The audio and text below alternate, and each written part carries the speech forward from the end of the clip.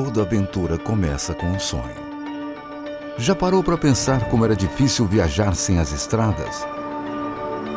Esse foi o desafio encarado por 3 brasileiros no início do século passado. Eles sonharam em ligar as 3 Américas por uma gigantesca estrada, a Carretera Pan-Americana. Leônidas Borges de Oliveira, Francisco Lopes da Cruz e Mário Fava. A expedição embarcaria numa enorme aventura, uma viagem de carro a partir do Rio de Janeiro em direção a Nova York.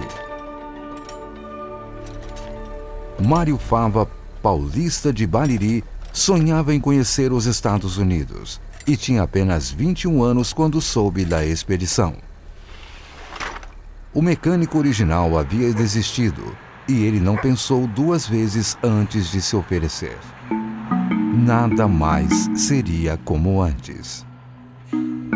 Mário seria o responsável por cuidar dos 2 veículos da expedição: o carro Ford T, apelidado de Brasil, e a caminhonete de apoio também da marca Ford, chamada de São Paulo. Equipado com um motor de 4 cilindros com 20 cavalos de força, o Ford T tinha 2 marchas para frente e uma ré. Atingia até 75 km por hora. O modelo revolucionou a indústria da época. A aventura começou no dia 16 de abril de 1928. A expedição partiu do Rio de Janeiro rumo a Petrópolis para serem recebidos pelo presidente Washington Luiz. Já no trajeto, passando pelo Pantanal, uma onça ataca Mário Fava.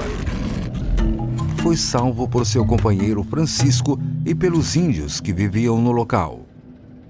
As dificuldades continuaram.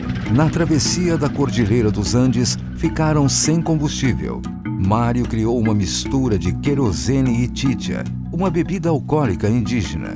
E para lubrificar o motor, o mecânico usou gordura de porco e de lhamas.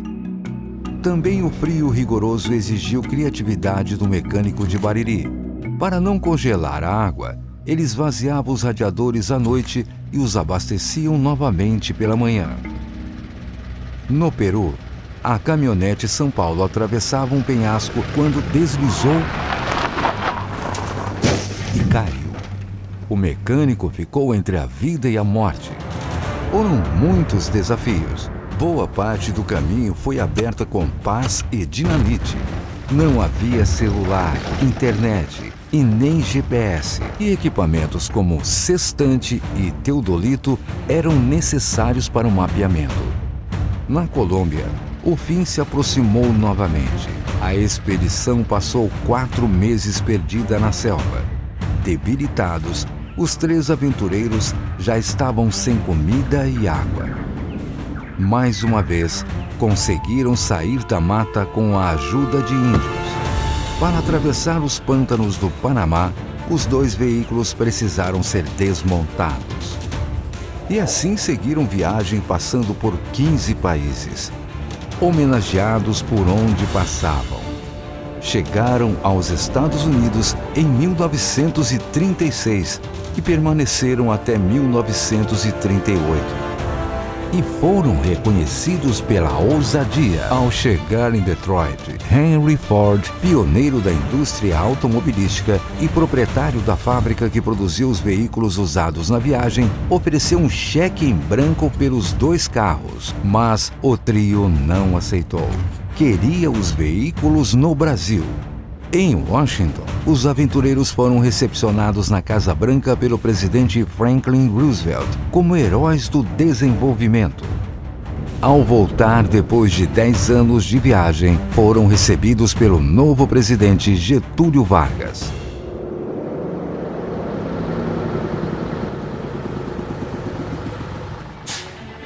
Mário Fava retorna a Bariri para reencontrar sua mãe. Ela, após tantos anos sem contato algum, perguntou por que ele demorou tanto a voltar para casa. Mário, emocionado, apenas respondeu: "Eu não sabia que era tão longe." Agora, mais de 80 anos após o fim dessa expedição, um novo sonho se realiza. A fundação do museu que leva o nome do intrépido mecânico baririense. O Museu Mário Fava, que guarda a memória de uma das mais espetaculares aventuras do século XX.